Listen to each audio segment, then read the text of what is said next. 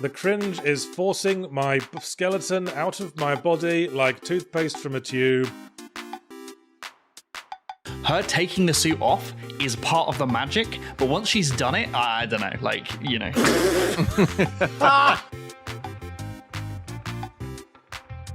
There are accusations out there that I am obsessed with buckets in video games. And those accusations are true.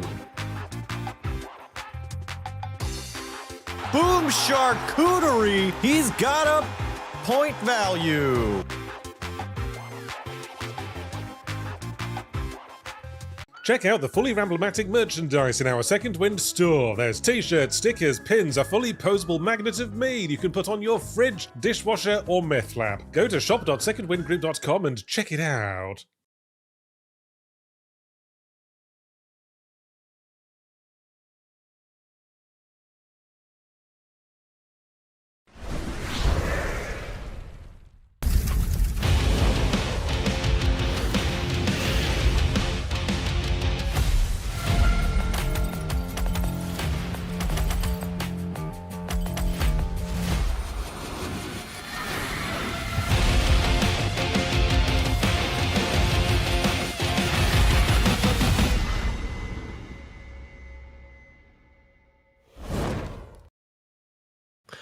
Well, hello, everyone, and welcome back to Firelink Podcast, episode number 110 for Thursday, May 14th, 2026. Marty Sleever here, joined by Casey Wosu, Nick Calandra, and producer Eric. We got a beefy show for y'all today.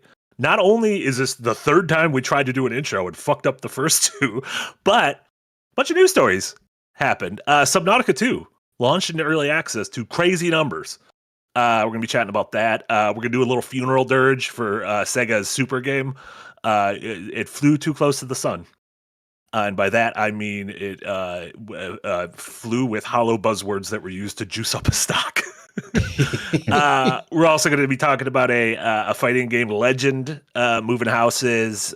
Casey and I both saw the Mortal Kombat 2 movie. And then we'll talk about all sorts of stuff we've been playing, including Mixtape, the most normal game of the week that people are having incredibly normal reactions to have to a 3-hour, just a little artsy game. But before we jump into all that, how are you guys doing? Casey, how are you? Doing okay. Feeling good, feeling energized.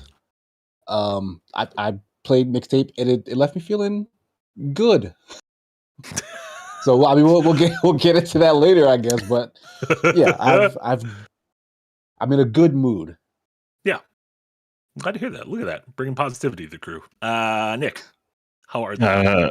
I played Mixtape and it put me into an insatiable rage where I had to smash my keyboard onto the TV and just everything. Nothing's happening. Why isn't this about me?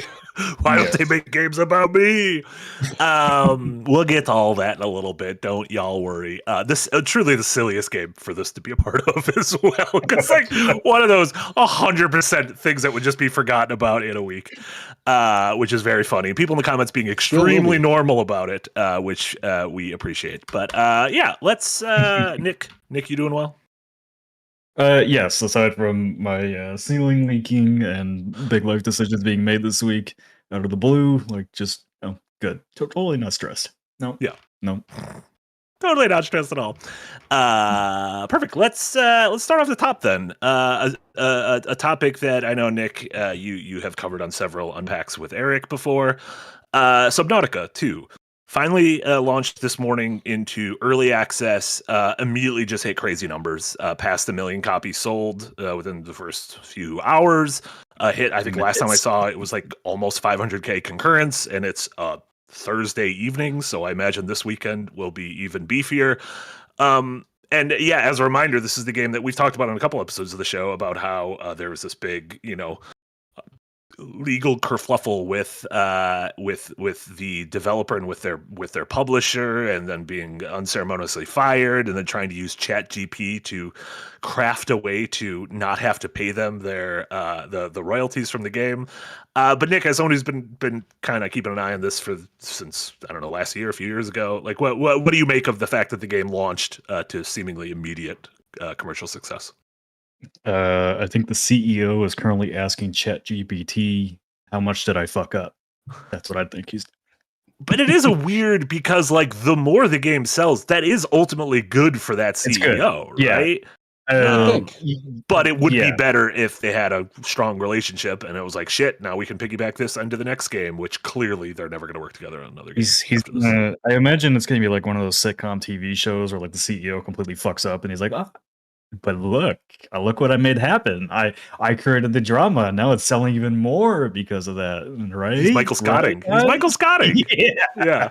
Absolutely. He's gonna go start the Craft and GGP paper company. So. Yeah, there you go. Did either of you guys play? I've never played Subnautica. It's always I played like 10 minutes. It's that one that a lot of people would recommend. Like, oh, if you finish Outer Wilds, you should play this thing. And it felt very different to me, despite being about, oh, you're a lonely explorer on a foreign body kind of thing. Yeah, if you don't like the loop of like Survivor games where you got to craft a lot of things and all that, then you probably wouldn't like it. But I don't know. I think, correct me if I'm wrong, chat, but over the years they added a lot of options to like skip like a lot of those survival kind of functions to just focus on the narrative and the building and everything. The game is very story heavy. I mean, I think you would dig it if you actually did sit down and play it, because it does have that loop of Outer Wilds, not in the sense of discovery, because Outer Wilds is very vague in how it delivers things to you, where this is very much progression focused. So you travel a little bit, you build stuff to get you further, you go back, you build stuff, you get further, kind of thing. That's kind of how these games work. Yeah.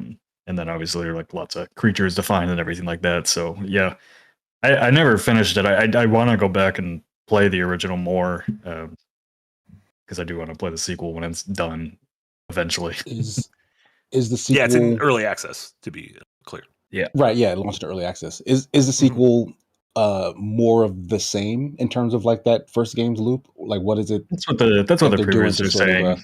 More of the same but better. Yeah, which is what people wanted, because they tried to go more narrative focused with the Below Zero spinoff, and people really didn't like that. Whatever separate game. Yeah. Hmm. Yeah, just an interesting thing to keep our eye on, just how insane the story of this was, that again you covered several times on Unpacked, and I talked about in an episode of the show a couple weeks ago.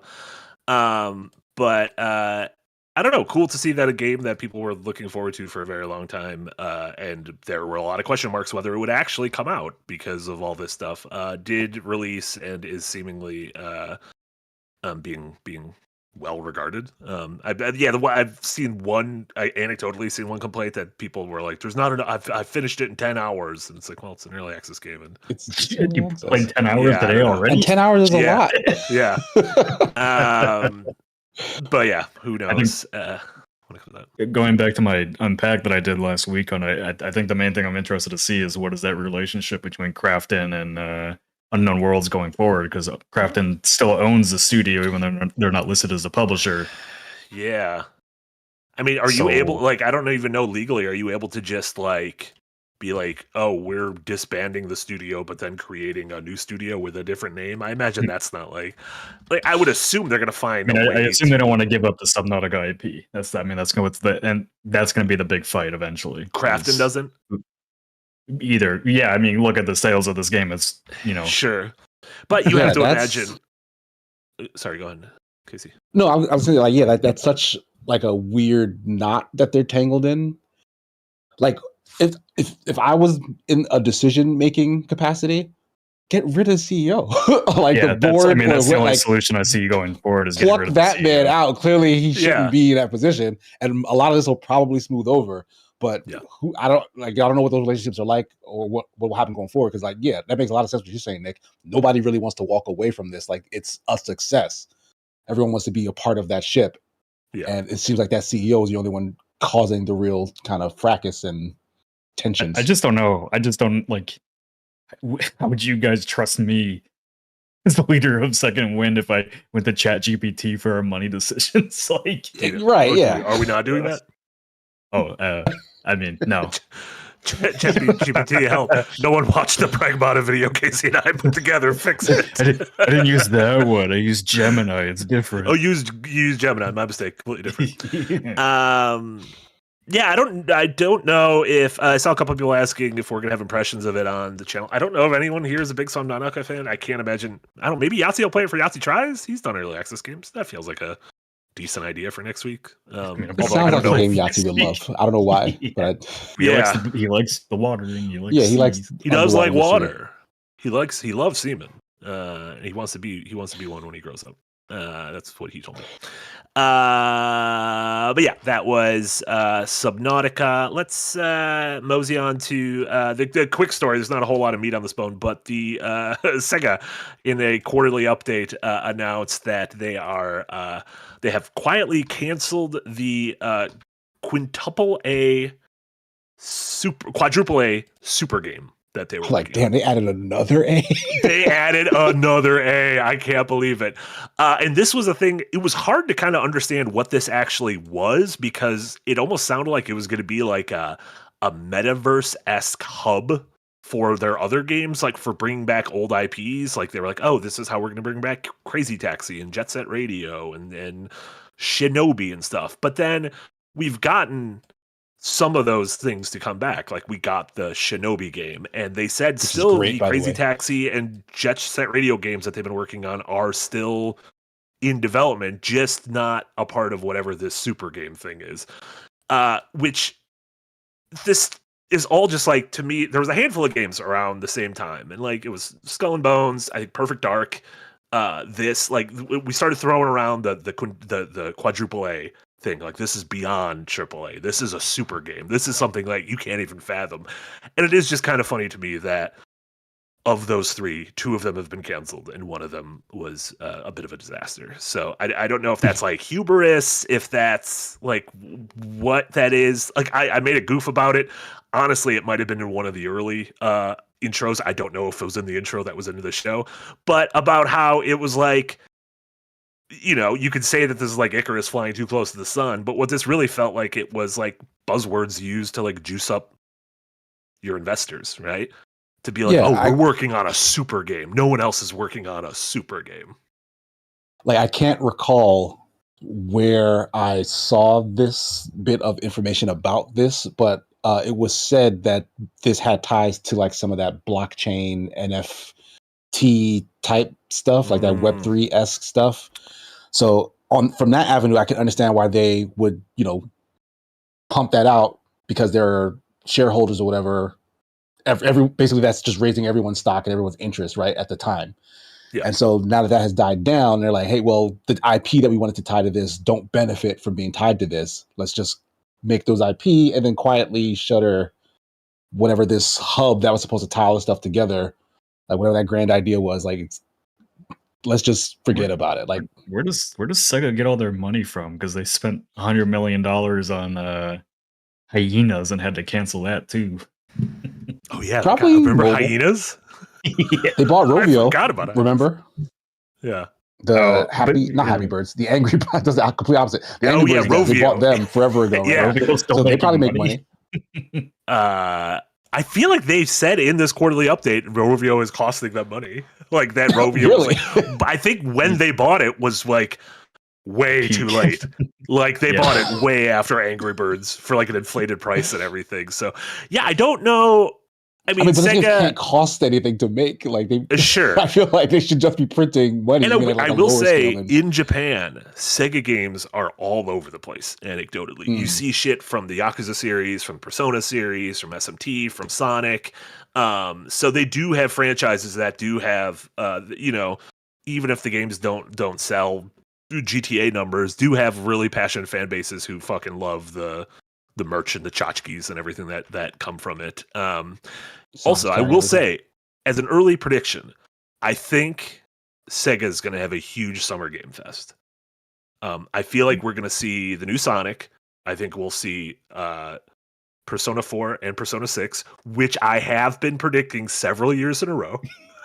And so eventually it's going to come. Eventually it's going to come true. And they have the Alien Isolation sequel. And the Total War the Total War 40K, which is going to be massive. That's right. That's where all the their money comes from. That's the Total War series. Total War Warhammer 40K. That's a lot of words to say. A lot of wars in that title. There's a lot of wars in that game. So yeah, I think those are all, again, even if none of them are the biggest of the biggest, all of them do have rabid fan bases, and it's very easy to forget that Sega does all these other things like that, like a Dragon and Yakuza or Sega as well. If we can get Alien Isolation 2, then we can still get Viva Pinata 3. Sure. If we can get Alien Isolation 2, we can get. I'm interested to see how those dots connect. Like, listen, if you can get it, you can get it. I think it just, all it means is if you can get it, you can get it. But then speaking of getting it, the longtime Tekken lead, Katsuhiro Harada, has left Namco Bandai a little while ago and has joined a new SNK subsidiary, assumingly to kind of either launch a new fighting game series. Obviously SNK has like King of Fighters and that kind of stuff, but I found this interesting, just how many big names in Japanese development have migrated companies. It feels like almost every single one outside of Nintendo has had some kind of movement, whether that was early ones like the Final Fantasy creator Sakaguchi starting Mistwalker, the Mega Man, Inafune, Castlevania's Igarashi, obviously Yuji Naka, he went to a jail, but Kojima leaving, and then even newer ones like Shinji Mikami and Kamiya and everything, the Yakuza creator forming that studio, which seemingly got shut down and the website no longer exists anymore. So maybe that Gangs of Dragon or whatever that was called isn't going to happen. All this to say, Casey, as our fighting game aficionado, have you ever, like, you're not a big Tekken or SNK guy, are you? So like, does this not do too much for you? A little SNK, like in the past. Okay. Tekken, I've actually played maybe more Tekken than I have like the SNK franchise, but I hate it. Like, I don't like how Tekken plays. That being said, I think Harada is still like a brilliant fighting game creator. Like Tekken, the package had a lot of really cool fighting game community stuff in it, like quality of life features and whatnot that would be heaven in like any other fighting game. It's just the base of what Tekken is, which is largely hamstrung by just how long it's been a franchise. Like, that game needs to just update how it plays for the public, but like its fan base is so rabid and based on the old style that it's not going to happen. This maybe gives them a fresh start to like maybe try something new. It was Harada who was at that dinner that we tracked forever ago, right? With like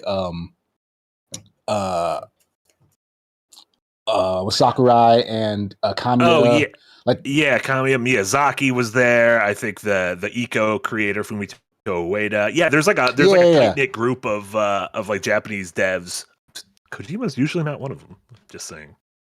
Yeah, Kojima doesn't like hanging out with other Japanese devs. He wants to hang out with like the movie. He wants to hang out with real celebrities. Yeah. He doesn't want to hang out with his peers. He wants to punch upwards.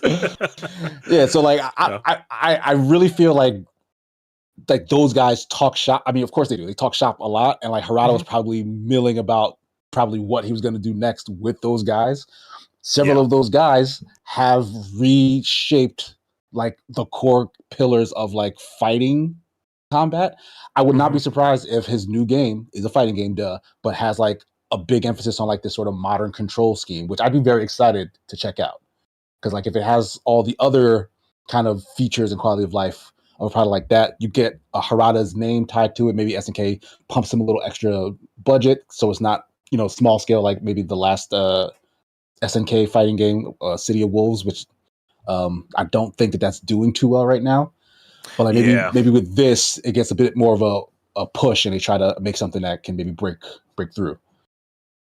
Yeah, and one other interesting note about this is that SNK a couple of years ago during the pandemic ended up being acquired by the Saudi royal family. So this is one of those. Yeah. So, I mean, the money comes from everywhere, right? There's, right. Yeah. We're going to be talking about it later with Mixtape. There's dark money in all these fucking things. There's whether it's and stuff gets shaky. Like NetEase was the main founder of the Gangs of Dragon, which I keep saying it's Gangs of Dragon, and I feel like I'm either getting one of the plurals wrong of that word or just leaving out a word. But the supposed the Yakuza creator kind of doing his own thing with a new studio that was funded by NetEase, and NetEase seemingly pulled funding from that, so Chinese funding being pulled, and then. Was it not a similar sentiment with the Saudi game money? Like they were also sort of like probably because of this Hormuz business starting to like pull funding. Well, that was I mean, a lot of this they've been doing kind of sports washing, they've called it, but with like Live Golf, like trying to start their own golf tournaments and everything, with huge connections with WWE. Like I think theoretically the next WrestleMania is going to be held in Saudi Arabia, which I don't know if that's actually going to happen, but like big like them really wanting to like ingratiate themselves with kind of Western entertainment, and so what did you say? I said Western money. Western money, yeah. And it's it's a diversify from oil. Yeah. So I don't know. I am curious to see if this is going to result in like a new IP, or if this is going to kind of be like what can Harada do to kind of revitalize SNK fighters? Because there was that they had put Ronaldo in the last one, if you guys remember that. Yeah. That was kind of like a dud. But it was like a weird. The character looked crazy. Like he fought with a soccer ball, and like it was kind of cool as shit. But I think it was one of those. And again, I might be totally wrong because I am clearly not the target audience for this. But it felt like one of those like, wow, you spent a lot of money on this, and I don't know if the actual fans of this game give a shit, and I don't know if like soccer fans gave a shit to be like, I'm gonna play this fighting game because this guy is in it. Like, I don't know, if you put fucking like Michael Jordan in Soul Calibur, day one I would buy Soul Calibur if Michael Jordan was in it, to be honest. So maybe that was a bad example. Could you imagine if Michael Jordan was in Soul Calibur? He didn't even have a weapon. I guess he'd have a ball, right? You are the like LeBron in Multiverses. Yeah, and I thought the LeBron thing was funny. Okay, never mind. This is good. Never mind. I made it. We had new thought. This is actually good. Yeah, that's we don't know anything about this. Harada remains entertaining. Like he was the guy who kept he was intrigued by everyone who would tell him to put the Waffle House in like the game. He asked them, and they were like, "No, we're not doing that." He's like, "I've heard your statements. I am intrigued by this." Which is funny as hell. Saudi money to put pressure on a Waffle House. They could just probably buy a Waffle House, to be honest. But before moving on to the rest of the stuff we've been watching and playing, like Mortal Kombat and Mixtape and whatnot. Before that, we got a bunch of super chats that came in early on in the episode. Thank you all so much who have donated. Continue to donate. We're blasting through that goal for Jess, Jack, and myself to play Fallout 3 once they wrap up Dark Souls 2, which it seems like Jack is making great progress in. So thank you all for that. But yeah, Wrath of Bad waiting for Viva Pinata. Thanks for a pair of donos. I think this is going to. I don't. Do we want to just jump into Mixtape? Let's do. Do we want to do Mortal Kombat first? We want to jump into Mixtape. Let's do Mixtape. Okay. Let's do Mixtape. I'm gonna read some of these Mixtape centric super chats. They're going to be a little out of order. Don't worry. I'm not going to skip anyone's super chats. We're going to get back to them later. But I'm going to read the Mixtape centric ones before we jump into actual Mixtape thoughts. Waiting for Viva Pinata. Thank you so much with those donos. Said people complain about a lack of gameplay, then play visual novels where the only gameplay is pressing A. Remember when we ignored games that we weren't interested in? Now that's called woke somehow. Also, where were these guys during games like Disco Elysium, Kentucky Route Zero, and Doki Doki, I'm assuming, Literature Club? Folks can like and dislike games, but they will obviously ignore the same flaws from games that they do like. I think some good points there. We also had a little bit later on. No, we'll get to this during the Mixtape convo. Let's just talk about our impressions of Mixtape before we talk into the rest of the stuff. All three of us have played it. Casey, you said you finished it. What did you think of Mixtape? I really liked it. I don't think the soundtrack, which is like the core of the entire experience, is like phenomenal, if I'm being honest, but it is used very well to tell a story that it tells, and I really, really like the story that it told. Like, I'm still a little back and forth on if this kind of needed to be interactive, if I'm being honest, because like I get those complaints about maybe how how much of a like how little gameplay there is in it. But I'm a defender of interactive experiences as long as, you know, it ties into kind of what the message is in terms of the story. This is less so that in that regards. But I really liked how it made me feel at the end of it. And that's kind of just what we want from any sort of media we consume, I would think. Nick, what have you thought of your time with Mixtape so far? Yeah, I mean, it's fine. Like, it's a good story. I like the characters. I really like the writing. Like, I was worried that it was going to be really kind of cringe and like not feel like teenagers talking to each other. Sure. But 45-year-old dudes writing for teenagers. I think a lot of TV shows get that wrong, where this felt right. And I appreciate it for that. To me, it's just an art piece. It's not so much a game, and that's fine. Like, it's whatever medium they wanted to build it in. I don't really know. I gotta be honest, like, I don't really know where like the 10 out of 10s came from, because like and I'm not mad about it or anything. I just don't really know what made this a 10 out of 10 for a lot of people. I guess unless you were really nostalgic for those. Yeah, hitting them in a very personal way, or coming around at the right time and kind of I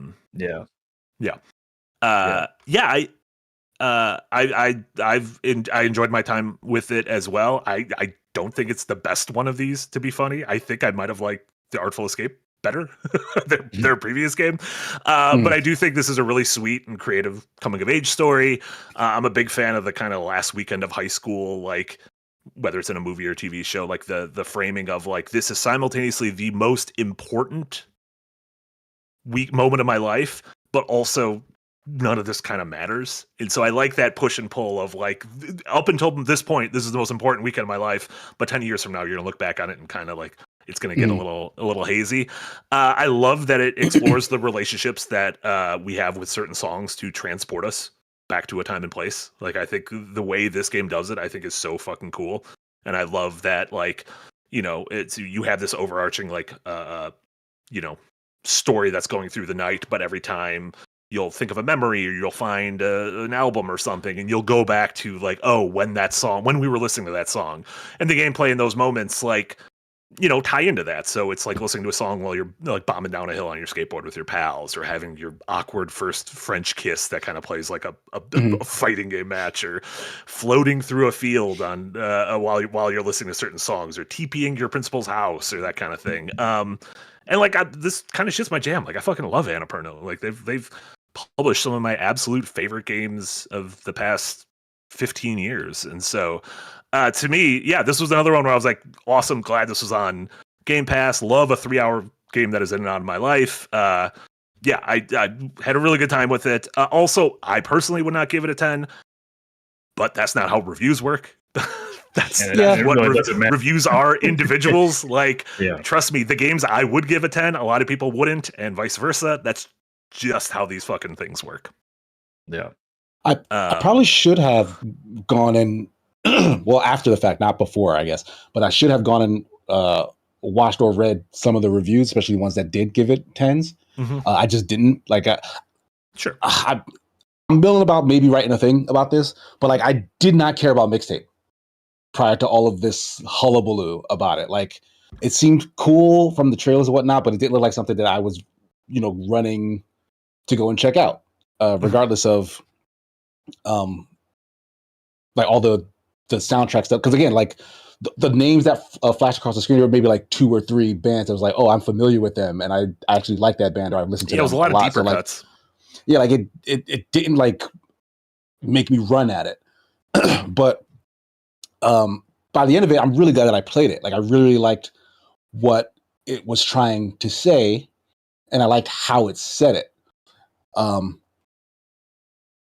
yeah, it's perfectly fine in this medium, but this medium is capable of so much more that I understand why someone who maybe isn't as like someone who's going into it maybe expecting more interactivity could come away feeling disappointed. But yeah, I like you're saying, I don't have a frame of reference as to why someone, especially someone who reviews lots of video games, would come away from this with that high of a regard. So I really want to understand, and I will eventually go read and watch some of those reviews, so that hopefully they explain their points, and it's like, okay, I get. Yeah, I thought Simon where they're coming Cardy's from. review at IGN was great. Like, and like the way, you know, his review read and was edited and everything. I'm like, oh, fucking yeah, I get it. I get why this resonates so hard with you. And like any piece of art, it's a personal thing. And so to unpack a couple things, after the reviews came out, certain corners of the internet unsurprisingly lost their goddamn minds over it because for a variety of reasons. So let's unpack some of these.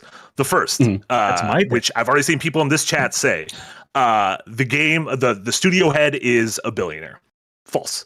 The studio is Beethoven and Dinosaur. There's an Australian studio. The publisher, Annapurna Interactive, is run by Megan Ellison, who is of the Ellisons, if you guys need Ellisons. Oh, Eric has to switch things. Are you switching things, Eric? Yeah. Sorry, there's a little bit of hiccup. So Annapurna, run by Megan Ellison, of you know, the daughter of David Ellison of Oracle and of everything that we've been talking about with Warner Brothers and everything. However, she's used her billions of dollars to start Annapurna, which in film produced movies like Paul Thomas Anderson's The Master, Phantom Thread, Her, If Beale Street Could Talk, Sorry to Bother You, Nimona, a great animated movie, The Testament of Ann Lee, which I still haven't finished watching. On the game front, they published What Remains of Edith Finch, Florence, Donut County, Outer Wilds, Casey and I, one of our favorite games. Sayonara Wild Hearts, Kentucky Route Zero, The Pathless, Neon White, which I think was Yahtzee's Game of the Year a few years ago. Stray, Casey's favorite game. Cocoon, how dare you? Rely on the Laser Eyes. They've been like a patron of the arts to Keita Takahashi, the Katamari Damacy creator, when no one would give him money for any of his weird games, understandably, because no one buys his games. But I like the fact that people are still giving him money, which is nice. So on that front, billionaires are bad. I agree. Her family is bad. I agree. They are legitimately like decaying democracy with what they're doing with CNN and CBS and what they're going to be doing with Warner Brothers and everything. However, she's using her money as a patron of the arts, which in the grand scheme of billionaires is something I can get behind. Like, that's how arts used to get made. Like like just rich ass moguls would be like made. Yeah. Yeah. Like rich a-holes were like, hey, just remember how pissed people were when they figured out, you know, the Expedition 33 dev was Nepo Baby too. Yeah. It's like, well, you made a 10 out of 10 game with it, so I don't know. Yeah. Like 10 out of 10 for some people, but not 10 out of 10 for everyone, because that's what art is. Art is subjective. That's how it works. That's true. Yeah, and I don't get why people lost their goddamn minds for this. And I think a lot of it is because they were told to lose their goddamn minds, because the people they follow on the internet kind of instructed them, which is ironic because they're instructing them to lose their minds because they said there's a cabal of everyone who engages in groupthink. And meanwhile, these people sick their tens of thousands of fans via groupthink to do this. Projection is the thing with this is like there is no rational way to even look at this from that. Like those people are latching on to every single game that drives any type of conversation to create content about it. That's all they're doing. Like it's every single game these days. And I wrote about it for Unpack tomorrow, and it's like I'm like studios and publishers have let it fester. The misinformation, the lies, the slander, the libel, everything. They just have let it go on for so long that these people have no guardrails anymore. And they're also emboldened by the current political environment, which has brought out the best and the smartest out of all of us, apparently. But like I've been following, this drama very closely, and it's literally none of it makes sense anymore. Like, if there is a person of color in the game, if there's a woman in the game, if there is themes of society or anything, it is woke. I don't know what game isn't woke anymore. Marathon is woke, apparently. What does that even mean? These people can't explain anything beyond big name outlet, big name person, using their identity, using their outlet to further their own content of, I have to create a controversy because it brings me views. And that's it. And then there's nothing. They have no shame. There's just no shame behind it. They will say anything they can to piss off people, to drive Twitter engagement, to get money out of that, and YouTube engagement. And that's all it is. Yeah. It is like Mixtape. There's nothing controversial about this game. They can bitch and bitch and bitch about the kissing mini game while they also go look at they try to get under the skirt of the Eve from Stellar Blade constantly as she goes up a ladder. Right. And they won't complain about that. So I as somebody that for years you guys have yelled at me for going after these guys or getting annoyed by it or whatever. These people are fucking stupid. They have nothing interesting to say. It is so blatantly and dumb bullshit. The funniest one to me is the repeated chants of this proves that games media is paid off. This proves that IGN is paid off. I've saw the words IGN money grubbing whores. And I just want to say, so I've said it. I worked at IGN for several years, and I just want someone to explain to me, what does it mean to be paid off? Like, how is the money exchanged? Does Annapurna give you cash? Do they give cash to the writer? Do they give cash to IGN? Is it $1,000? Is it $10,000? Do you have to pay taxes on the money when you get paid off by these games? Do the copy editors and video producers get a cut? Like, Simon Carty was the one who said, I want to give this game a 10. His copy editor didn't decide that. His video editor didn't decide that. Do they get a cut for being a part of that, for giving that a 10?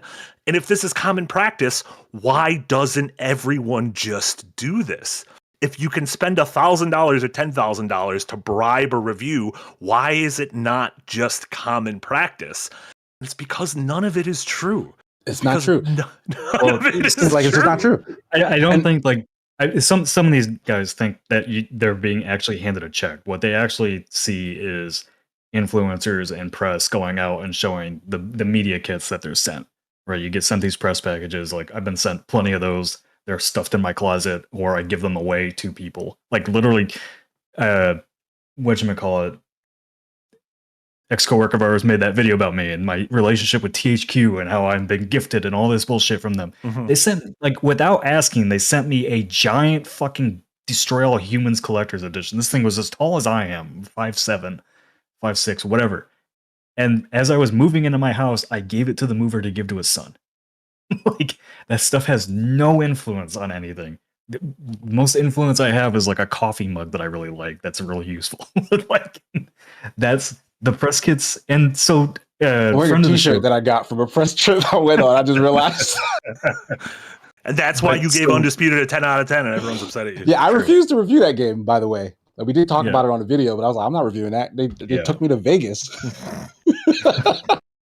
Like, I was sent to Vegas for Saints Row, the new Saints Row, and we trashed the shit out of that game. It's terrible. Like, these press things, like, if you have any ounce of integrity, you go to these things and they're like, okay, we'll feed you, we'll house you, whatever. And then you play the game and you either like it or don't like it. Like, I don't know. Like, I feel like the only people that would be swayed by that are in need of a career and will say anything to get their career. And guess who does that? The people that are making the controversial bullshit up every single day. Yeah. And you see same...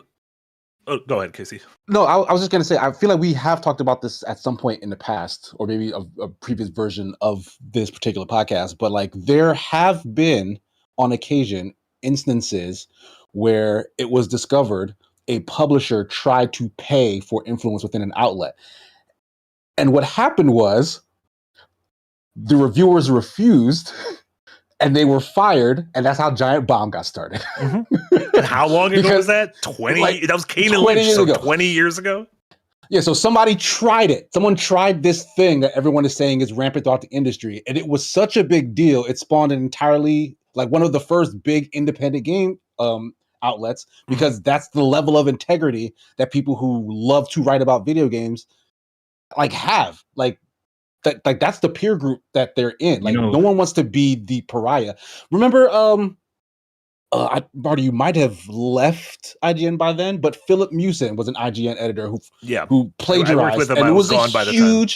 it was a huge scandal because you don't do that in this industry. Like, it is a massive, massive taboo. You will never hear from that guy anywhere on any respected platform because of what he did. Yeah, this is not a widespread thing.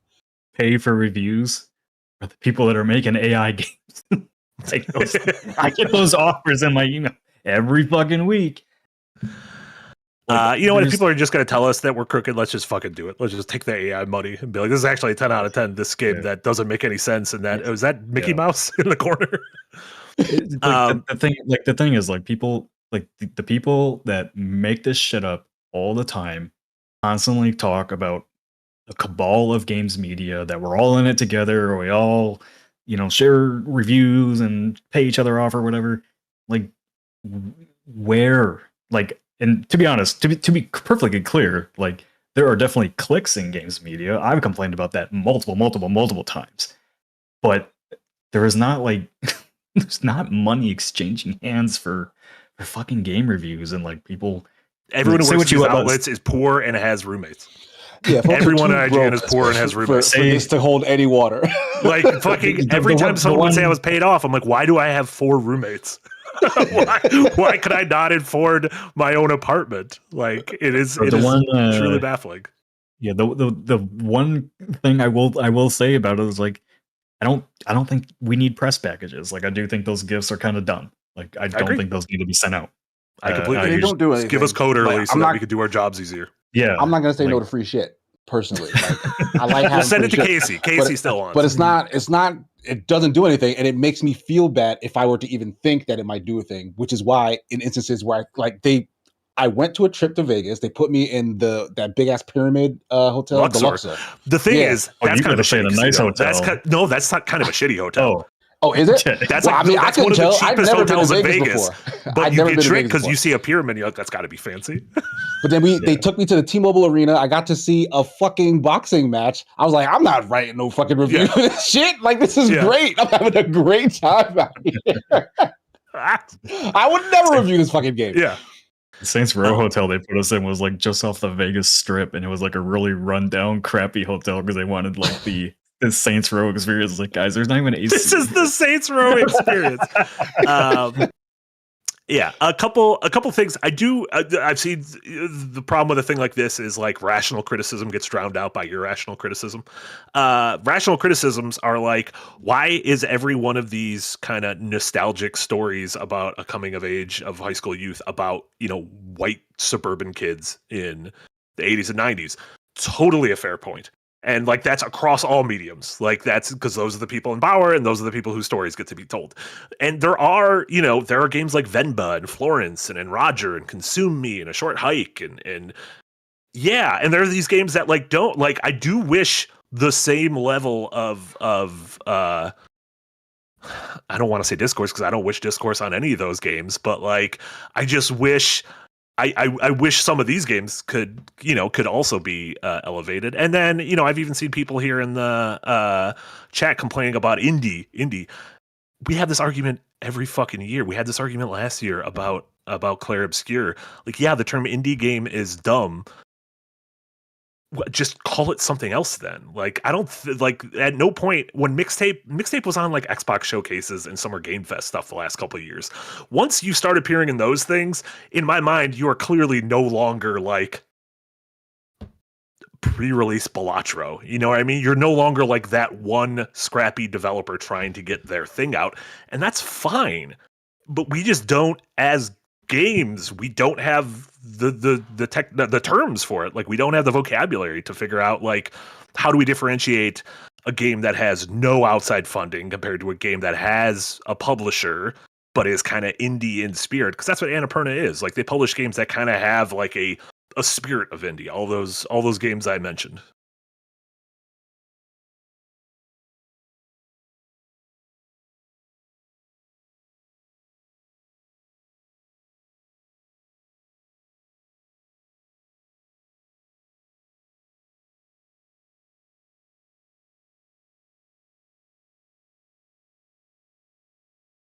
More tied to the indie space than Wait, anything. for some reason, you know, Eric has you muted. No one can hear you. Eric can't hear oh. you. I can hear you, though. Yeah, You sound fine. We hear you. Yeah. Yeah. Oh, weird. Eric didn't want people to Oh, hear unmuted. you. Okay, unmuted. Sorry. You can go ahead. I'm good now. Okay. Yeah. Yeah. Sorry. Where was I leaving off? Basically, crap. That really put a. What was I saying? That threw me. It threw me off. Too.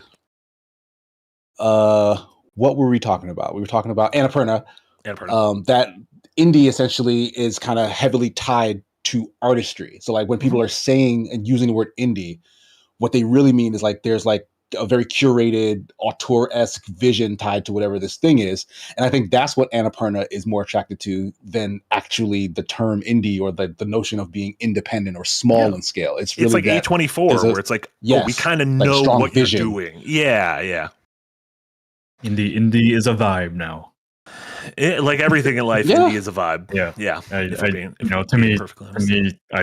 When I try to delineate it, it's like, is it studio independent? Right, that's indie. That's what it is to me. And then there's games with different budget sizes, and I don't know how to delineate any further than that. To me, like, I do think those conversations are worth having, and it is worth continuing to like try to figure out what how to group these things. But at the same time, like, the art is the important thing for me. Like, what the thing is the important thing. And like, I don't care how much Mixtape cost. I don't care that Megan Ellison gave money to it. Like, I don't care. I just care about what is the thing.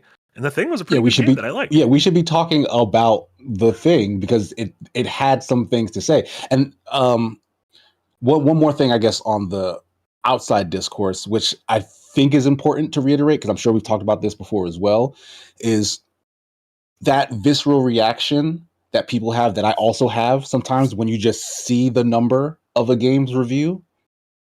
A lot of folks go into reviews believing that it's supposed to reflect how they feel. Like if this is a thing that I would score a 10, like me personally, then the person who is playing it and reviewing it should probably also score it a 10. Like that's not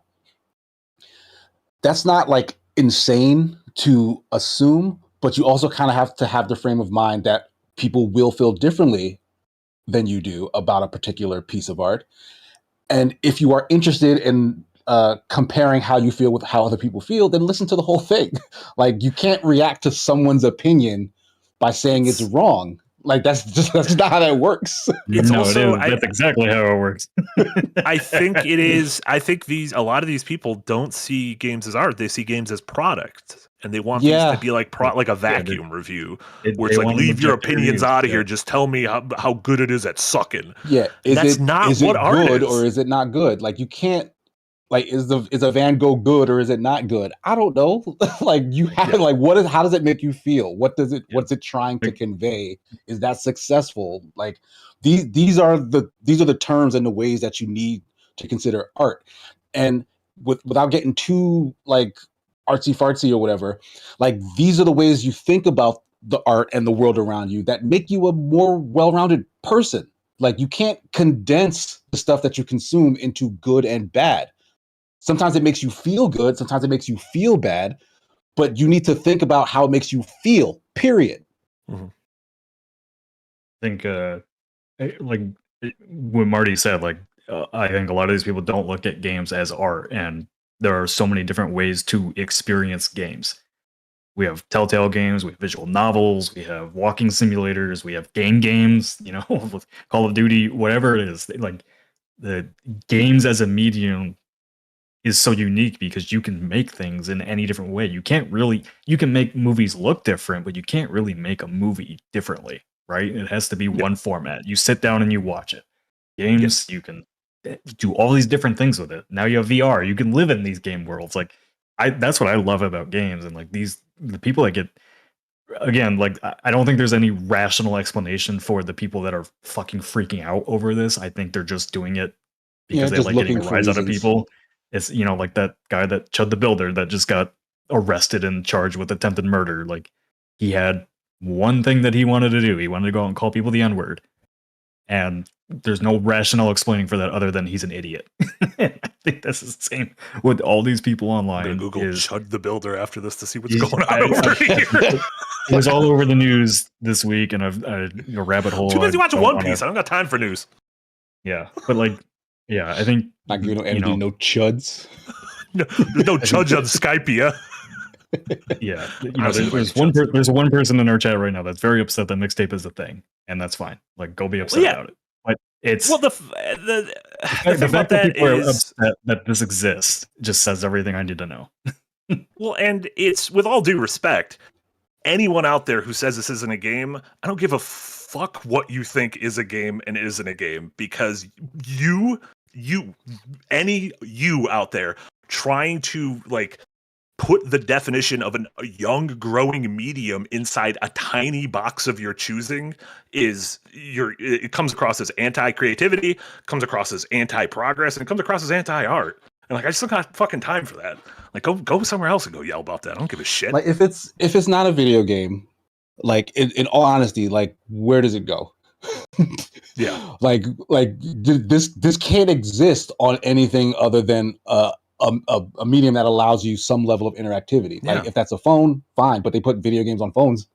Like you need But you also, need a way like, to control it. do you think there was like online chuds in like the 20s and 30s that like Snow White came out and they were like, what the fuck is this? This isn't a movie. This is animated. This isn't real. You got to give it a different term. You got to give it a different term because vernacular told me that. I don't know if that. I that was never the name thought of it. that. 100% that happened. That Yeah, must I have think- absolutely happened. Yeah, it's unfortunate. Like that's why I wrote my unpack for tomorrow. It's just unfortunate, like how much these dummies take over the entire discourse, where we can't even get a word in outside of our own spaces about what is this game? What is this art? Like, what does this mean to you having played it? Right? Yeah. I appreciate the shit out of this game because it just made me feel something. I've been playing so many games lately that have tried to tell me a story and I have not felt nothing. Yeah. The writing of I'm playing, not to get into what we've been playing and watching and all that, but like I'm playing Directive 8020 alongside this. Well, I've finished Mixtape. It's very short. That's not a game. You're not playing a game. You're actually watching it.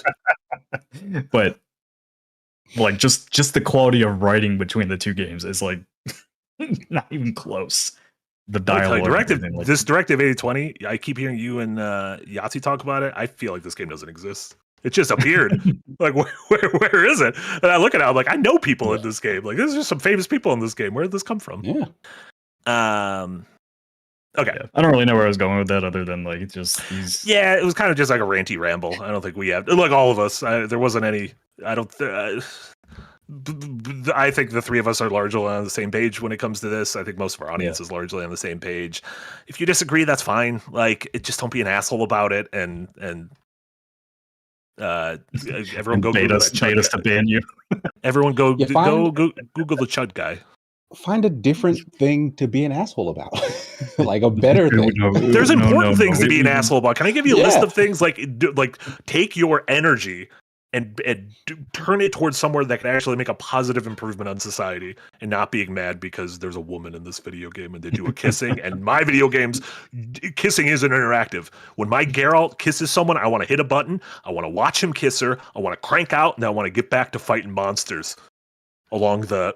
I don't even know where it's set. Where is Witcher set? Yeah, the Golden Path. Yeah, like I said, I don't want to the hear Wild any Hunt. of these. I don't want to hear any of these weirdos complain about that kissing mini game. I've seen what kind of games you play on Steam. I had to remove them from my list. Orc massage. Listen, don't you dare knock orc massage.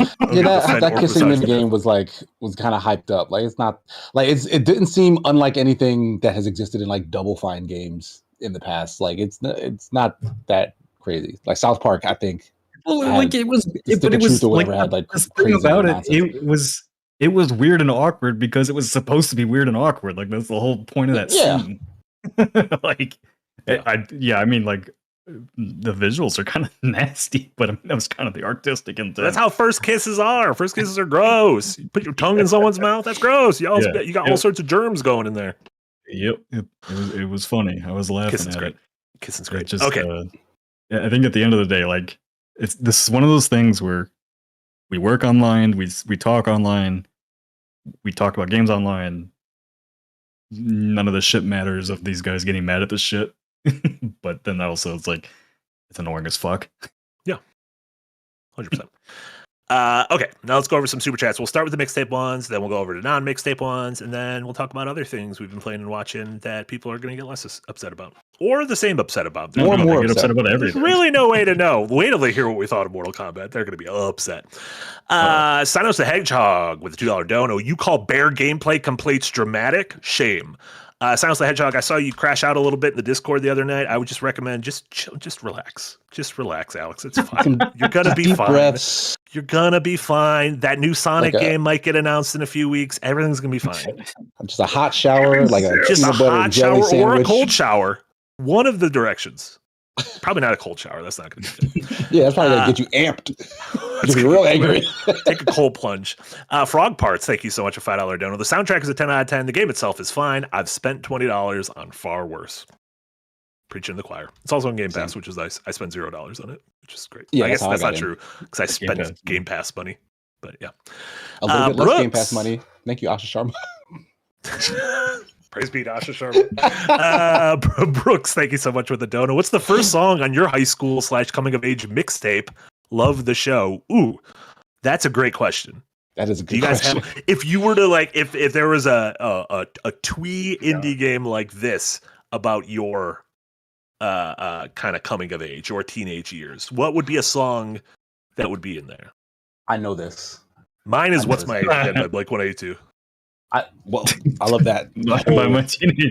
My teenage years were the very depressed, probably Hoobastank.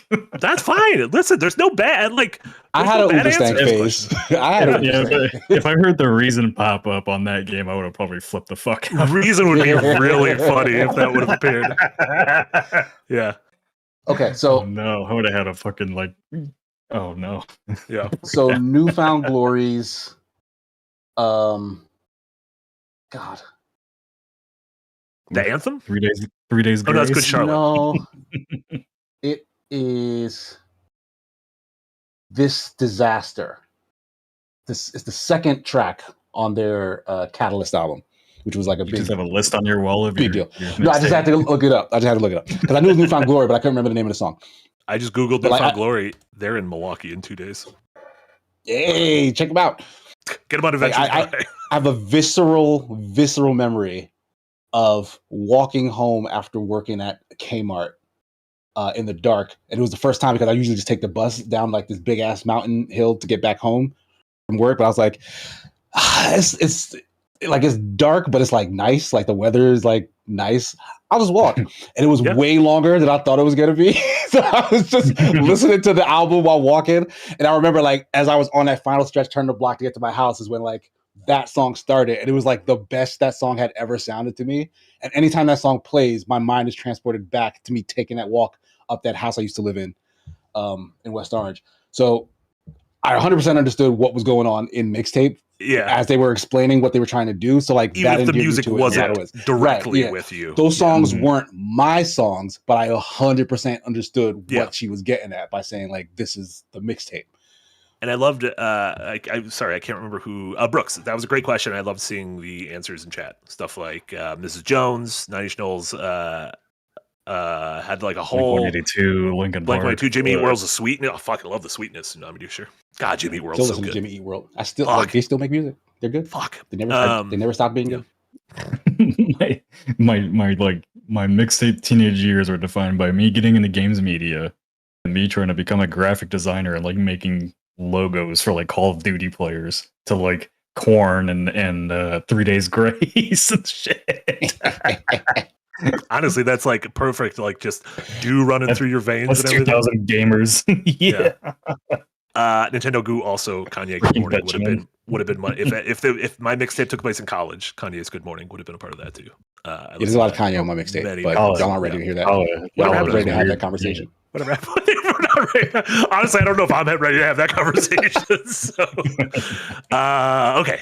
Fella Guy, thank you so much. A $10 dono. Downloaded Mixtape off Game Pass the other day. I'm going to watch my wife play it. Looks like a good wife game. She loves narrative stuff and isn't knuckle bustingly difficult. And then, oh no, I missed your other one, Fella Guy then went on to apologize. And said, okay, now I feel weird about the wife game comment. I had no idea that this game got absorbed in the Discord. She plays point and click games and visual novels, so I figured it wouldn't be a dig. Yeah, I don't think that was I didn't. That sounded fine. Obviously, yeah. I think you're totally fine. Thank you so much, Fella Guy. Tamer Oz, thanks for the dono. Damn it, Casey, we spent all that money on you. Just review the damn game. That was the what? No, that was from the the undisputed thing. We were rooting for you. Cody Bishop, thank you so much for the dono. I slipped on a freshly mopped floor wearing socks and bruised my knees. Anyways, thoughts on the new Steam controller? It's got me back into PC games. That was a twist. All I know is if you drop it, it Wilhelm screams. Did you see that? Yeah, I saw that news today too. Yeah, I don't need my controller yelling at me when I drop it. That can't be buy one just to hear that now. Also, you shouldn't encourage your people to drop the expensive device you just ordered. It's bad. It's what happens if you spike it. But yeah, I don't think any of us have bought it. There's some Jack is mildly intrigued by it. I just think it's really ugly. Same. I think exactly. And that hasn't stopped me from buying things before. But to me, it's just the parallel sticks. If they were offset, I would be more intrigued to give it a try because I've heard it's got some cool features. But could you imagine if the you, ones on the spike right it on the ground, you can make it. Yeah, if you Wilhelm scream it enough, force the sticks in place. They'll swap places. Blistered Soul, thank you so much for the dono. GTA 6 pre-orders leaked. More trailer 3 rumors today. Yeah, I think there was like a Best Buy leak of GTA pre-orders for May 18th. Which is Monday, so not tomorrow. Maybe not tomorrow. No, as we're nearing close to Summer Game Fest, I could see. I think there was a GTA thing last May. I could see a Nintendo doing something, Sony doing something. Not like GTA would be there, but I expect all sorts of announcements to start rolling out over the next couple weeks, leading up to Summer Game Fest the weekend of June 5th. Which we're very excited for. S6, thank you so much. I'm tired, stressed, and sad. I can't game because of time and money, but I can smile watching you lads and Pragmata Diana dancing memes like she's my daughter. Protect Diana at all costs. She's all of our daughter. She's all of our daughter. I'm worried about the next game. The next game's like 15 years in the future, and they age her up somehow. Oh no, it's like, this is hot Diana. I'm like, I don't want to do this. No. I don't want to do this. Anytime the actress who played Sally Draper shows up in something, I'm like, you can't. I saw you when you were a child. You can't do this. You got to put some more clothes on. Would you rather they flash forward in a new Pragmata and there's an older Diana, or there's a child Diana but she's dead, like she's like unfunctional, like inoperable? Like, well, I don't want that one. I don't want her dead.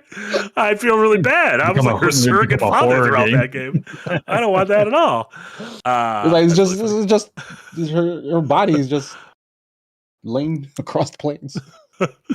And then waiting for Viva Pinata. Thank you so much. You want some real drama? I hate how anti-woke the Mario and Luigi game series is. One of the game's dream team is literally about sleeping.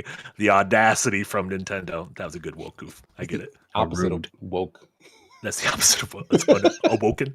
Laboratory Maniac, thank you so much. A $10 dono. Loved your Hey Listen Patreon exclusive last weekend. Casey hit me hard to the nostalgia with that Mirror's Edge song. Haven't heard it in at least a decade, but I still knew all the words. Great to hear that. Yeah, a lot of really great response. Appreciate anyone who took the time in our Patreon to watch that video. Remember, if you're at the $5 tier or above on Patreon. We have all sorts of regular exclusive content, group content, individual content, and we have a lot more in the pipeline. That episode was great. It was just kind of like a chill podcast with the four of us, including Eric and Jesse Schwab and Jess, all kind of going in a circle and just like playing a couple of video game songs that we really liked and talking about them. And yeah, response has been really great. We're definitely prepping a follow up with some of the folks like Yahtzee and Jack and Jay who weren't in that one. So stay tuned. Captain Prez with a $10 dono. Thank you so much. Marty question: is Mario a dragoon? Okay, so like if Mario was in Final Fantasy, what would his job be? Because the Dragoons jump. are known Is for that it? jumping. Like They also ride dragons. they right? also ride. Yeah, they ride dragons in Final Fantasy. They dragon-like. often ride chocobos, which is kind of like a Yoshi. Yeah. Dragoons famously Italian American. So Dragoon. ciao dragoon, killzone, killzone. Incredible. Incredible. Wait for Viva Pinata. Thank you so much. Crafton will pay that 250 million bonus payout with petties. That'd be a good way to do it. Like you get it all, but you get it all in a vault of money. Sir Arthur, thanks for the dono. Sega can't have a quintuple A game. The only quintuple A allowed is our quintuple A from the community. Quintuple, you could sue. I'm gonna be honest, maybe that's why they got rid of it. Is because all these games didn't come out because quintuple A was like, I'm the only one. You will remove those A's from your budget. We don't want that quintuple A budgie. Miss Harmony, thank you so much. The port is heady on the roads to the sea. What do you think that is? Miss Harmony, They're what's talking going on? about pirating something. Is that a shanty? Or maybe that was from Portishead. That might have been from Portishead. Was that from Portishead? Port by the Is that Sea? a band? Portishead is one of the bands referenced directly in the hit video game Mixtape, available now on various consoles. So yeah, not one song that like introduced me to an artist made me go, I should check that artist out. Sure. So like that's usually my barometer for like, ooh, damn, this is great music on the soundtrack. Is like I want to learn more. Like it fit the moment, but like I was fine leaving that moment where it was. Yeah. Yeah, it is cool. I love watching a movie or playing something or like it being introduced to music and then all of a sudden I'm like, oh, I'm gonna love this forever. Like I learned about who Del the Funky Homo Sapien was from Tony Hawk. And I was like, oh, this guy's like, and then that led me to like Deltron 3030 and like all that. I'm like, oh, this is fucking excellent. So hell yeah. I remember the soundtrack from Midnight Club too. So oh my god, I forgot about that. The title song on that was like Freak a Leak. Freak a Leak. Sabrina Crystal. Shout out to PD Pablo. You know what? I'm gonna say for the show, PD Pablo. Need for Played Speed at the Sun Underground. Prairie Corn Fest once. My town, Sun Prairie, Wisconsin, had him as a guest of honor at our Corn Fest. Like actual, like Yeah, it's like a festival ears at the of end of our corn? corn season. I don't know how they got PD Pablo. I didn't so realize random. Sun Prairie had those kind of corn bucks. Maybe he's just a big corn guy. Yeah, maybe he's from there. Yeah. Yeah. Oh my God. Could you imagine? No, it's just me and Georgia O'Keeffe. Those are the only two famous people from Sun Prairie, Wisconsin. Waving for Viva Pinata. Thank you so much for another dono. Sega failed with Sonic Rumble Party and Sonic Cross World, sold over 1.5 million copies. Maybe some companies are finally learning that full games are better than shitty live service games. Yeah, I mean, yeah, it does. We talk about this all the time. For every one that hits, it feels like there's 20 that don't. So it just does feel like a really big gamble. And sometimes, you're someone like Sony who puts their effort into like a dozen of them and they all fail. So who knows? Just a couple more of these. Speak of marathon that way. Don't you? I'm sorry. I didn't mean to. Needs to live. It's probably not gonna. Captain President, thank you so much for the $10 dono. President Sega, it's gonna be the best game, the biggest game, no other game like it. All other games are demonic. It might even be the first game ever. Thank you for your attention on the matter. What if someone just said we're making the first game? Then didn't chose to not expand Just upon that. not explain after that. Yeah. Said, yeah, no, it's the first game. Wait for Pinata again. Would Dramatube grab it? Yeah. Would Dramatube grab it? Gotta grab something. We've Pinata again. Talking about woke Nintendo. Have you seen the new Star Fox trailer? How realistic the new designs are. I can't think about fucking the characters without feeling like a weirdo. ... Wait. It's fine. As long as it's consensual. You can get inside that Slippy all you want. We're not going to say anything. We're That's not what going the to kids judge call you. it. This is a judge-free zone. Slippy Toad. Horrible. His name's Horrible Slippy phrase of Toad. words. I would His name's- judge okay, you can I get will inside that 100% peppy judge you. hair Oh, no. as much as you want. Is that better? Or Get that Lombardi on you. Eric, put Marty in the horny corner. A James McLeod in the streets, a Fox McLeod in the sheets. Miss Harmony, thank you so much with the dono. Mixtape is a Ratatouille climax of the game. I like that. Shout out to Ratatouille. And then Funkenstein, thank you so much for the $10 dono. A lot of the mixtape backlash is a result of the political agenda that certain individuals are claiming is present based only on the art style. Quote, ethics in game journalism, quote, is a dog whistle, as always. Well said. Mhm. Agreed. All right. So without naming them, one of them sells matcha bags for $70. What's a matcha bag? I don't even know what that Like is. Yeah. matcha tea Oh, a tea bag They for sell- $70? That seems for $70. Yeah, like Tea? yeah, tea. How do you get into the tea business? I don't know. Like, what? Could people still get They're this? selling- I thought that was like a They're selling thing. tea Like, bags for $70. I'm in. by the way, we need a meeting tomorrow where we all figure out how to make money off matcha. It's too much matcha, if I'm being honest. All right, Hacha let's let's talk about the other stuff we've been watching and playing. Let's start with Sure. Casey. We both saw Mortal Kombat 2. the film. Yes. Yes. We won't go into too many spoilers here because obviously the movie's only been out a couple days and everything. What did you think of the movie, Casey? I was pleasantly surprised. I had high hopes that it would be better than not the first Mortal Kombat, but the previous Mortal Kombat that came out, and I think they achieved that goal. That being said, I think it's only as good as the actual first Mortal Kombat movie from 1995. Yeah, which I still maintain is a good movie. Like, I really liked that OG Mortal Kombat movie. I think this one kind of hits a lot of the same tones and like likability of that one. So like I'm pro Mortal Kombat 2 2026. Yeah. So am I. I agree with you there. I think it was a big improvement over the last Mortal Kombat, like the movie it is a sequel to. And part of that is it just gets into the Mortal Kombat tournament almost immediately. Like the first movie is like it's that Surf Dracula thing that we've talked about on the Rewind, where it's an entire season of a show called Surf Dracula, and it isn't until the last 10 minutes where Dracula gets a surfboard. It's finally Like, surfing. why isn't he surfing right away? This thing just starts off and it's just like 90 minutes of Mortal Kombat pretty much, and it's like pairs characters off. It puts them in arenas that, if not directly pulled from the games, feel like they're pulled from the games. The way fight scenes are even framed feels like they were 100% on the pit stage. Yeah, no, I'm sorry, they were in the pit acid stage one? and then they were also on the acid stage as well. Like, they were just on stage. They had even sort of like health bar icons that they sort of like used in the. Did you see it in IMAX? Yes, I saw it in IMAX. Yeah. So that's only in IMAX. I read about it. That's an IMAX exclusive. You're talking about the fight between Shao Kahn and the guy from the first movie, the main guy from the first movie. Yeah. In the acid thing.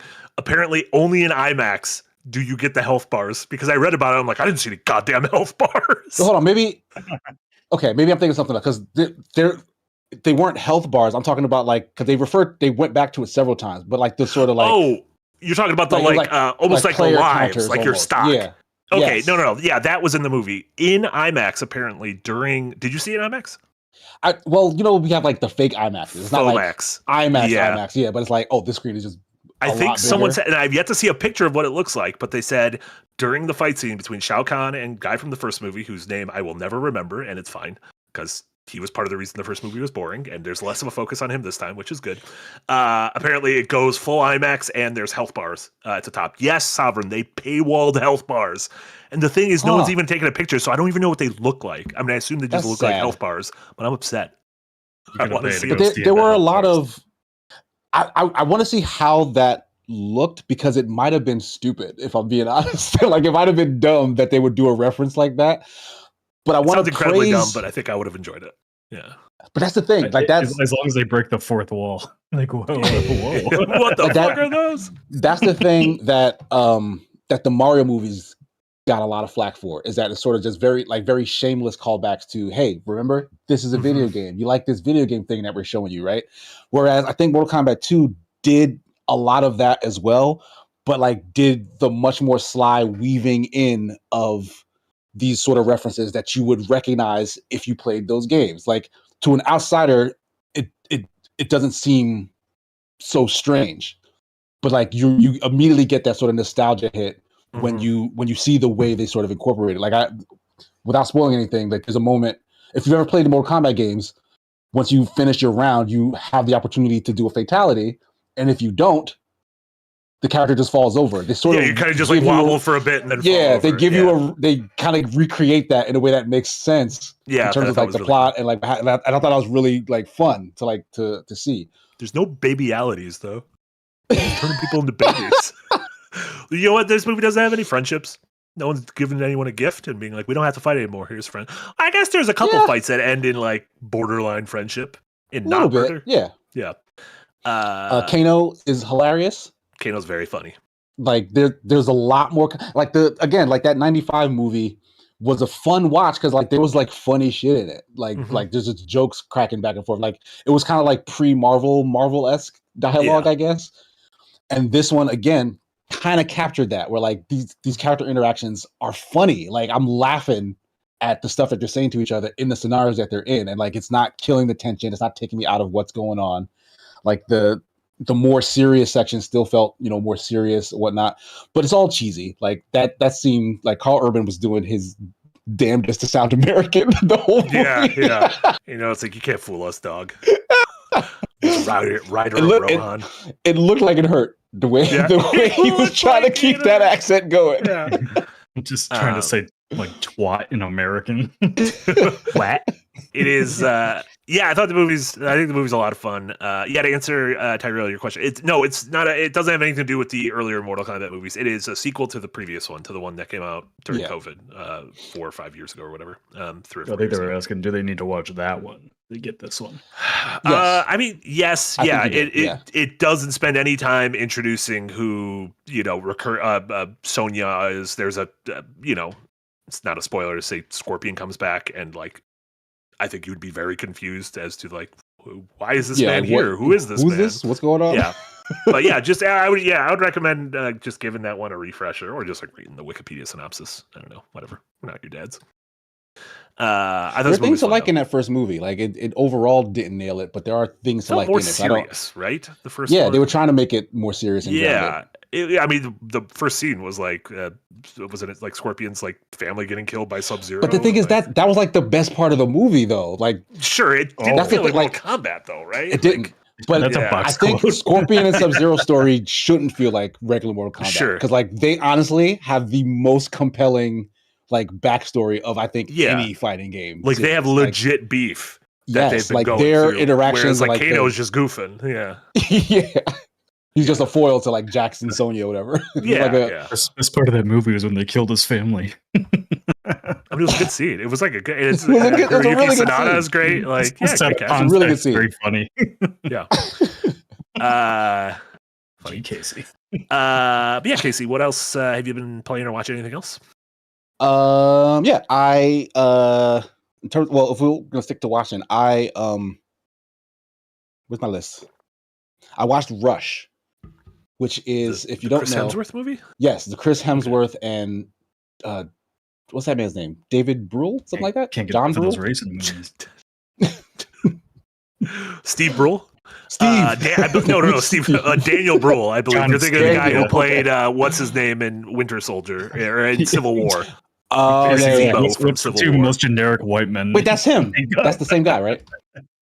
Daniel Brule. Yeah, he's a German dude. Yeah, he's the guy.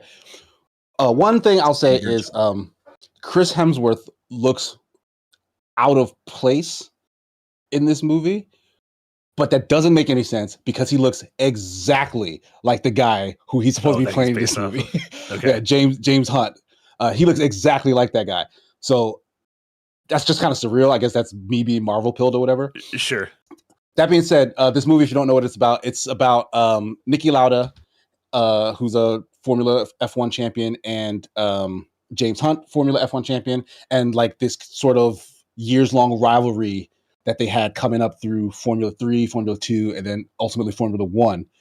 And if, again, without spoiling anything, Niki Lauda, very tragically, he didn't die, but was in a car crash where he had like severe burns to most of his body. And in the same season returned to win the championship. So like this is like all the context around his rivalry and what led to that moment, because James Hunt was very much sort of the reason behind it and his recovery to come back. And like it is a fascinating story. Like if you don't have to give a shit about anything that has to do with racing, but just seeing like the sort of mindset of these two individuals who couldn't be any more different in terms of like how they think about racing and how they are personality wise, sort of form this very bitter rivalry, but then also become like very close friends and respectful of each other despite all of the bullshit that they kind of put each other through. It's just a really good story about like just the spirit of competition. Like I really like stories like that. Like that 100 meters anime that was on Netflix a little while ago was a very similar sort of story where it's like, hey, these two guys bonded over sport and then became like rivals and respectful of each other because of it. Like it's basically the same sort of dynamic, but the backdrop is, you know, Formula One history. Like a lot of stuff in this movie 100% happened. Like, and I've said this before, like part of why I got so sucked into Drive to Survive is because the storylines that are happening in the background of these F1 seasons feel written. Like it feels like the way this turned out is poetic. And like it's real. Like this shit happened. Like I looked up a bunch of stuff. There's like one scene that's like purely fabricated, but it's emotionally resonant, right? Like it's supposed to get the audience to understand more about the nature of their relationship with each other. But it didn't actually happen. Most of the other shit 100% happened. So highly recommend. Yes. Did you see the Ferrari movie that came out a few years ago with Adam Driver? No, that's still on my list. Ferrari. No, I just watched regular Ford Ferrari. versus Ferrari, but yeah, You got to watch Ferrari first, watch and then you got to watch Ford versus Ferrari: Dawn of Justice. I was trying to think of a movie with the word Ford in it, and then you need to watch Harrison Ford's filmography. Discography. All Ford movies. All Ford movies, all the time. I have a copy of that F1 movie. I haven't watched that yet. It's really good. It's a fun time. It's really good. It's also very pretty. It was fucking rocked my socks off in theaters. Still haven't watched Oppenheimer, so I don't know what I'm doing. Have you watched Moonfall yet? Unfortunately, Jack was waxing poetic about new Moonfall on a stream the other week. I know he was. I He loves don't know why He it's so loves bad. Moonfall. He's a Moonfall fan. Casey, anything else? Games wise, Marty and I finished Star Fox 2 yesterday, another shorty in the Star Fox series. This famously is a game that Nintendo never released during the time period it was finished. A couple years back when they released the SNES Classic, they kind of snuck it on there. I was like, hey, check out this little gem that we didn't know what else to do with. And when I finally tried it out today, and surprisingly, that game is good. Yeah. Like, holy shit. They had a lot of ideas in Star Fox 2. Feels like crazy ahead of the time. Like, you're like managing kind of a wartime map on like the overworld screen, and like things are happening in real time as your ship moves through space. Like rockets will be heading toward like the home planet, and other ships will be advancing, and like counters will count down to like when new missiles will be showing up to like, and so you're trying to manage, you know, your space. You're jumping into encounters that bring you into like actual missions. They were somehow able to do like 3D space combat on the SNES. Like they removed all of the sort of like on rails shooting missions, which I loved from original Star Fox, but like they're just not to be found here, sadly. That being said, what they did replace it with, I thought was pretty engaging. And like the fact that it's a mix of that and like some kind of Chicken Walker-esque segments where you're like running around kind of doing some running and gunning. I didn't mind it. Like I liked the pressure it puts you under to try and figure out where you should go, and then to, you know, take out whatever like enemy forces were there to like kind of clear a path so you can make it to the end goal. Like I really like that formula. So we did clear that whole game on normal and then tried on hard, and like hard was whooping our ass. Like, Yeah. it introduced like a new characters and like some variety in like the way the ships like controlled and like functionality that they had and whatnot. It was just doing so much that I didn't expect to find from that time period, and like felt Nintendo exactly the just same. held on to it forever. And funnily enough, like no one else ate their lunch on like some of the ideas they had in this. Like it's Yeah. weird, like a fully fleshed out like ship combat game, like dogfighting game, or even some other genre of game that has some of these other features tied to it would do really well. I think like it was just a really fun loop. Yep. Yeah, I completely agree. I was pleasantly surprised by how ahead of the time the thing felt and how like well it held up over the course. Yeah, actively blown away. 30 years. Yeah. Cool shit. Anything else? No. So wrap it up for me. Rad. Nick, I have something for you. Hmm. The thing is, we can't watch this till afterwards. During this stream, the NFL schedules came out. And are you guys aware of how NFL schedules have become a big, like a social media event? Every team does something interesting with their schedule. There was like one that was done like all anime a few years ago. Famously, the San Diego Chargers, or the LA Chargers now, they always put a lot of time and effort into making fun, nerdy things. Apparently, their schedule release video, which just released an hour ago, is entirely made inside of Halo. And it is a 6-minute schedule reveal video where it shows their entire schedule through this upcoming season made inside of Halo, and I'm incredibly intrigued by this. So that's what I'm going to be watching that tonight. But I just wanted to make sure you also had that queued up. I put it in the chat. Everyone can watch. I'm 100% going to watch this because what? Yeah, they're made inside of Halo. It's almost like a red versus blue. It's like a machinima. Very funny. Wow. But Nick, outside of this, what have you been watching and playing? Yeah, so I started Directive 8020, which is the new game from Supermassive, who does the Dark Pictures series and the original Until Dawn and all that. I haven't played one of their games in quite a while. I think I played the Man of Medan, and I wasn't like overly impressed with it. I don't know, like there's just not enough game in their games, I guess. So Directive 8020 is, basically take the Thing and Alien and put it all together, in another, kind of spoof B-movie thing from them. It's okay so far. It's definitely got more gameplay than I'm used to from them. Like there are some stealth segments and there are some more puzzles. And I'm also remembering how bad I am at these games because I've already gotten 2 people killed. Damn. So I'm not getting that achievement that, make everybody survive. That's fine. But the biggest problem I have with Supermassive games is like their like acting and writing is so stiff all the time. I don't know. It just, coming right off a Mixtape where like people like they felt like they were talking to each other and like these conversations felt fluid and everything and all that. Like Directive 8020 and like all these kind of like choose your adventure games always just feel like really. I don't even know what the word is. Just disjointed in how they talk to each other. Agree. Ever since Until Dawn, and they've been able to get like award-winning cast, like Rami Malek, an Oscar winner, was in Until Dawn, and so yeah, I don't know what. I don't know if that's their kind of like pipeline thing, technical right? thing, a direction, yeah. Because like the game is based on like choices or whatever, right? So like oftentimes you have to make a decision mid-conversation. So like someone will say something and then like there's a meter on the side as you're like waiting for the response. So like I feel like that will take you out of what proper back and forth and performance will look like.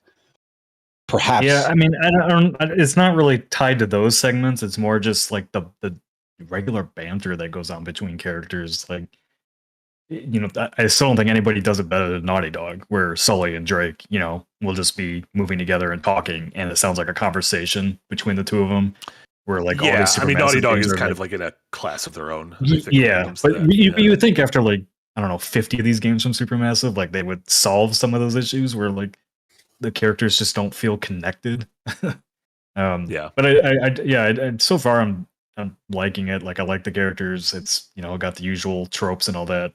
It's fun enough. I don't know if I'm gonna finish it, but I'm at least enjoying it enough to continue playing for now. Nice. Yeah, I have this one queued Uh, up. I don't know if I'm going to get to it. A lot of indie games are, and then a lot of AAA games are about to come out. Like Forza, Yeah. I think early access comes out tomorrow. The Yoshi game comes out next week. Yeah. The Hollowware at the end of the month. Like, Batman comes out in a little bit. Bond comes out in a little bit. Yeah. Damn. Too many games. And then, played Mixtape. We already talked about that. And then I've been going back to Path of Exile 2 because they have their biggest update yet coming out on the 29th. So I try to go back to my original character because I think I was pretty close to finishing the campaign, and I'm just completely lost and I have no idea what I'm doing. So I'm starting back over with a new character because I think they're also doing things to streamline the campaign a little bit, and they're also doing something that I'm really excited about because I think Jay literally made a video about these skill trees for these games and how it's so convoluted. You have no idea of what build you want to make. So one of the things that a lot of people do is they go to the wiki guide and then follow the guide for how to build their character. Well, with this next update they're coming in, they're basically putting that into the game where you can say, I want this archer to be a lightning archer, and you can basically set it so that it builds that build for you as you're playing. Which I'm really excited about because I get completely overwhelmed with these skill trees. I have no idea what the fuck's going on. Yeah. When's the big update coming out? 2029. So it's adding a whole bunch of... I thought you said 2029, and I was like, oh, no. You have plenty of time. Yeah, no, 2 weeks from now. So I got 2 weeks to get to where I was in the campaign, and then it's adding a whole bunch of endgame stuff, new bosses, new uniques, all kinds of stuff. So yeah. And I've just been in a loot mood lately because of Marathon. I like collecting loot right now. I even loaded the Division 2 back up last night. Oh my Don't have much God. to say on that other than that game feels very good to play still, and I'm really excited for the Division 3. Is that the one in DC? New York, or DC, yeah. Are they making a Division 3? Yes, they are. That's cool. Guess you can't say nothing. I didn't mean to make that weird. I was just wondering. I was like, it feels like it's been a while. It feels like we could use a new Division game. I don't know. It feels like we could use a new Far Cry game. I'll take them. How about the Immortals of Avium? Not Immortals of Avium. Immortals Phoenix Rising. You can also make an Immortals of Avium sequel. That's fine. just without permission, just start working on it. Ask for forgiveness, not for permission. Yeah, I've been kind of in one of those moods where I'm just trying a bunch of different games right now and trying to see which one clicks. There's a couple of them we can't talk about yet, so next week will be more interesting for that. But I've been watching The Boys season 5, and I have very mixed feelings on this final season. I don't know if either of you been watching it. No, I'm kind of over The Boys. I got to through the 4 seasons. I'm like, I might be done. Yeah, I think the last time we would have talked about The Boys, I think I remember our conversation where we were kind of on the it's almost aping too much of the current culture, or the current things happening in politics. Modern politics. Yeah, well, because I just finished Daredevil season 2, and they did the exact. Kingpin is literally Trump in season 2, and I'm like, God, please do something more interesting. Yeah, it's so, Trump is not an interesting villain. Sorry. Yeah. So The Boys season 2, or the final season of The Boys, is really going in on that. Not that they haven't before. And it's fine. The whole season so far is really about Homelander wanting to become God, basically, and it's very satirical on it. It's very much making fun of MAGA all the time, which I'm totally fine with. MAGA's fucking stupid. I love that stuff, but it's not been. I was expecting a more bombastic final season, and it really hasn't been that. It's been building up to so much of Homelander's this massive threat, and we really just haven't seen it in this season, and that's kind of disappointing me, and I think it's disappointing a lot of people. Or it feels like he's being underutilized and more made fun of, which I get it. I get that's the point. He is made to be made fun of, and maybe they're doing it on purpose because apparently a lot of people didn't get the point that he's an asshole and you should be making fun of him because he's so self-indulgent. But it's all I don't know. It's just the so many of these like superhero shows are doing like the MAGA's bad adjacent storylines, and it's just not that interesting. It's like we live it every day. It's also like really stupid. Like you can't satirize like something that is that stupid. Is this show still following like a graphic novel plot, or did they like pass maybe a point? I think they've veered off into their own thing, because like even the Jack Quaid character in the graphic novel looks more like an older, like he almost looks like the Simon Pegg who plays his dad on the show. Like he looks more like that. So like they, from the beginning, they kind of changed stuff quite dramatically and went in their own direction. So as far as I know, like there's no like, it's not like Lord of the Rings or something where people know how this is going to end. Like it seems like they're ending it in their own in their own kind of direction. I forgot that you fell off The Boys. What was the reason? I just every season I felt a little bit of diminishing returns, just in terms of it just feels like it keeps being the same thing to me. So That's fair, like maybe yeah. I'll binge through this final season when it's all there. But in terms of all the things I have on my weekly watch list, it's just one of those that kind of fell off for me. Yeah, I can get that. There might be a little bit of superhero fatigue as well. Like, yeah, kind of. I haven't watched that Punisher thing yet. I haven't finished Daredevil season 2 yet. Like, maybe I just need a little break. I didn't put Daredevil season 2 on my list, but I didn't really like it. Yeah, I mean, I think most people like.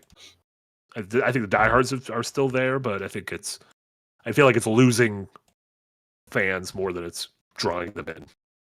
Yeah, I just again, like every movies is doing it too, where like every storyline is mega bad, and I was like, we get it, guys. It's bad. Like, no, I don't think we do get it. Because if we don't get it, then we're just gonna make mega good, and I'm like, oh no, I want to watch this. Yeah, I don't know. Somebody in chat, it scrolled up already. I think Sovereign said it doesn't feel like a final season. We only have one episode left. Like, yeah, it just kind of has that Game of Thrones feel to it, like kind of puttered out at the end. Wasn't there a thing that the creators said at some point where there was like, we thought we'd be done with doing this show by now? Like they're being forced to like make more. They tried to do some spin-offs, and that Gen V got canceled after 2 seasons, and then they're doing another spin-off about like Soldier Boy back in the 40s or something. Yeah. Not Soldier Boy. I will say there's one episode the rapper would be fun. I don't want to Soldier Boy origin story either though. There's one episode in the season that you should watch. It has a bunch of cameos in it, and it is funny as fuck. Okay, I'll get to. I think once the last one drops, I'll probably just spend a Saturday or something and cruise through them. Yeah, like Seth Rogen is in the cameo episode, and it is funny. Yeah, he's like he's one of the producers of the show, I think. I think he's one of the directors, isn't he? Oh. Yeah, good for Seth. Yeah, it's great. But yeah, no, that's about it. I've been getting caught up on stuff. I need to get caught up on From. I just don't want to subscribe to another subscription until I finish one subscription. So you're not a true MGM Plus head like the rest of us. There's only one show on their service that I like. There's no shows on it, and I still subscribe to it. Really? I do. I watch I watch something on there. I'm From is on my list of things to possibly watch. It's a long list. You're not watching and I still have a lot of episodes of One Piece left. I just can't watch anything else while these folks are still sailing around the seas. They're in the sky now, Nick. You will never not have episodes of One Piece. You have 1,000 episodes of that to get through. I'll be fine. When did you start this? I almost have under 1,000 left. When did you start this?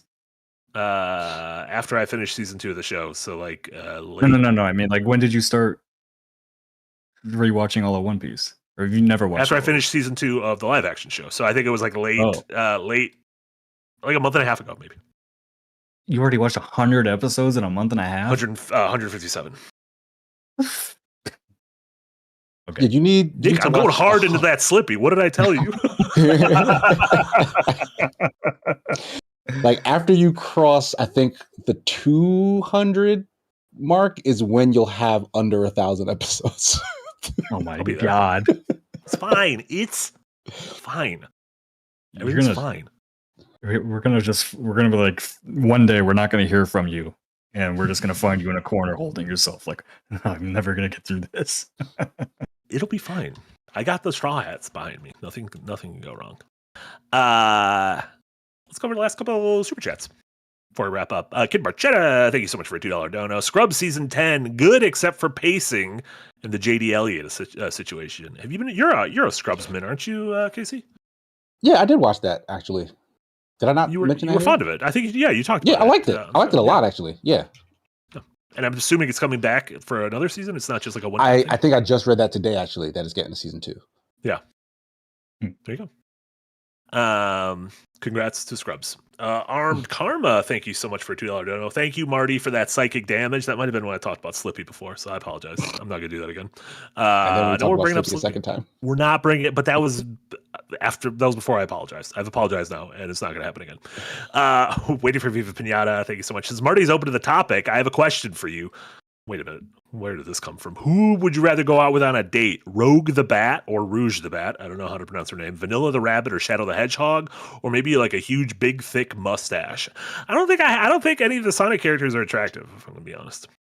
I'm not a big, like, sexually attracted to animals guy. Call me old-fashioned. It just doesn't do it for me. I like a nice human.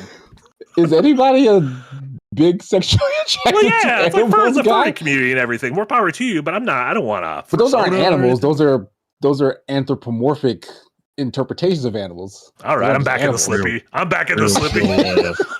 Real quick, I have to step away. I have to go get a prescription for my mother. So I know that's real, but that also sounded like the perfect way out.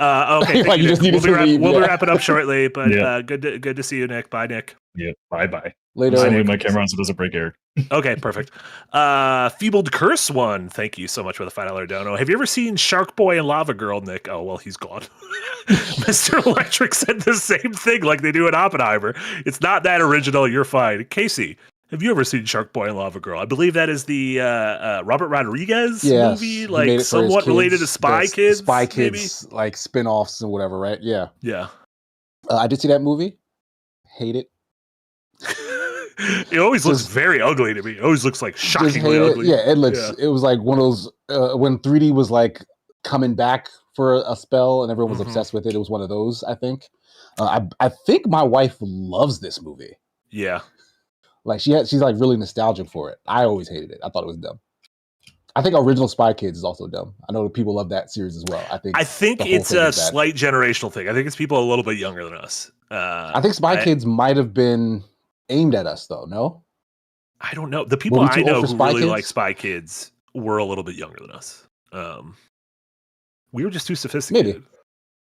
You're probably right. Drinking our I hated Barney in hated Barney.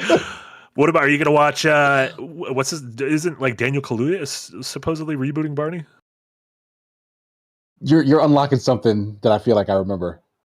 Yeah, he's got like a whole weird thing. I don't want to besmirch a man that I don't know anything about. I think he might have like there might be some like shaky religious stuff going on. Like people making decisions in his life and his career who shouldn't be making decisions. Daniel. Make your own decisions. And so he is tied to a Barney project. I believe he is tied to some sort of a Barney project. I don't know if it's going to be like an authentic one, or is it like an ironic one? No, I believe authentic. It's one of those things where I shouldn't have even brought this up because I don't have any answers. Well, I don't actually know. I don't have any of the answers. What am I talking about? Tementicor, thank you so much for $5. I want to hear more game reviewers name what games they'd want to see made into movies. What are your top 2 games each? What would you, if you could wave a wand, what would you turn into a movie? This is easier, I think, in the other direction. Okay, let's go in the other direction. Because there aren't many games that I think should be movies. That being said, one of the things that I feel like I said would have been good kind of already happened, like Fallout and Mass Effect are apparently going to be things. Fallout was, TV show. Yeah, Fallout was, and Mass Effect is in plans by the Expanse team, which I think perfect. Like that's what the Expanse was. It was just real Mass Effect. But okay. I want Wanted Dead to be a movie. Fuck. The theater has to do karaoke. There's a scene where everyone is like encouraged to do karaoke with the little bouncing ball at the bottom of the screen. And if you don't do it, it doesn't stop. It doesn't stop. If you don't participate, That's you kind cannot of leave. fantastic. Yeah, I would be really into that just because I kind of want the chaos of that universe to like persist. And like the game itself did a lot of like very kooky live action stuff connected to the game as well. Like there were live action cutscenes in the game, and there was like live action promotion for the game as well. And it's all weird, like very strange. There's like a whole cooking segment. Yeah, I love that. What about you? What? It's a real fucking tough question. I think Psychonauts could work as a fun, like, I mean, anything Tim Schafer's written would make an interesting, like, animated something. Psychonauts, Grim Fandango, that kind of thing. What could, like, work? I don't know. All the stuff I'm thinking, they're kind of already doing, like, either someone's going to do a Death Stranding, someone's going to do a Metal Gear kind of thing. Yeah. Parasite Eve. They're trying Assassin's Creed again. They're trying Assassin's Creed again. I think it's a TV show this time on Netflix, but I'm not 100% sure. Yeah, I think that's the plan. Yeah. Thank you so much to Manticore. Waiting for Vivid Pinata with another dono. Homelander is the new Thanos, a villain that a lot of people are somehow relating to. Wasn't there a World of Warcraft that ever got fired for drinking too much human milk, by the way? Huh? I think that might have been Grubs, actually. If that's like not even that, like, I think he had something like a complaint for like licking some breast milk from the fridge. It's fine. Homelander did it. It's fine. How is this the end of the podcast? We could have been done like a half an hour ago. How are we still talking about that? How did we get here?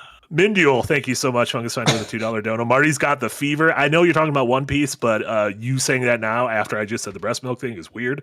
And then Spectre Bill, thank you so much for the $5 dono. Casey, if you had to choose one character from any game to help you infiltrate Venom and defeat Andross, who would you choose? Okay, sorry, I got confused because I was thinking of like Eddie Brock Venom. A character from any game to help me infiltrate. Who could help Andross. you the most in destroying Andross? I guess who flies? Would it have to be someone who flies? The girl from the game Chorus, I cannot remember her name, but her ship can blow up fucking planets. That is true. Having someone who can already fly a spaceship. Having someone who can already fly a spaceship would be pretty cool. It's the best spaceship I've ever flown in a video game. It feels so good. I wish. Can we get who made Chorus? I don't even remember anymore. Can we get more Chorus? Where devs? Hear me. Chorvs, where you please. at? Please, Chorvs, you there? Chorvs 2, announce it. Chorvs 2. That game is so fun. I'm gonna play it over again. God damn it! No, there's too many other things to play. Shit. My answer is Mixtape's Stacy Rockford. He heard space. I think she'd help me take down Andross. She'd at least put some good music in, so it'd be fine. Can Arlene have a stereo? I'm sure. I mean, yeah, because it's probably got kind of like the Star-Lord thing. Because that's pretty much Star Fox. Isn't it like Guardians of the Galaxy pretty much a Star Fox movie? No. Like a weird found family going through space. What is Andross if not? I think they're a normal found family. No, they're like weird. They're all like individually, they're all weird, but together they form like a nice found family. What's weird about Guardians of the Galaxy is just Star Fox. It's the same thing. No one can prove me wrong. Say one weird thing about any member of the Star Fox team. Oh, Star Fox. I was talking about Star. No. The weird ones are the Guardians are weird. Yeah. Yes. What's weird about Star Fox? I don't think they're weird at all. Why is Falco always so angry? What do you have to be angry about? That's not weird. Peppy hair. Why haven't you retired yet? You're clearly of age. He's a bird who needs a ship to fly. Of course he's angry. Slippy, what you doing later? That's my question for Slippy. And then Tamaraz, thank you so much for the $5 dono. It's a crime that the Knights of the Old Republic wasn't made into a movie or TV series because Revan's story would be so good for a Star Wars adaptation. Agreed. It feels like that's money on the table they left, but that's Star Wars in a nutshell. And then waiting for Viva Pinata, thank you so much. One last one. Since we're a bit random today, what was the most random boss that you encountered in a game that shocked you? Mine was South Park: The Fractured Butthole with Jared from Subway. I don't know. Jared from Subway. Well, yeah, I don't remember that, but that's good. I don't remember a boss that like.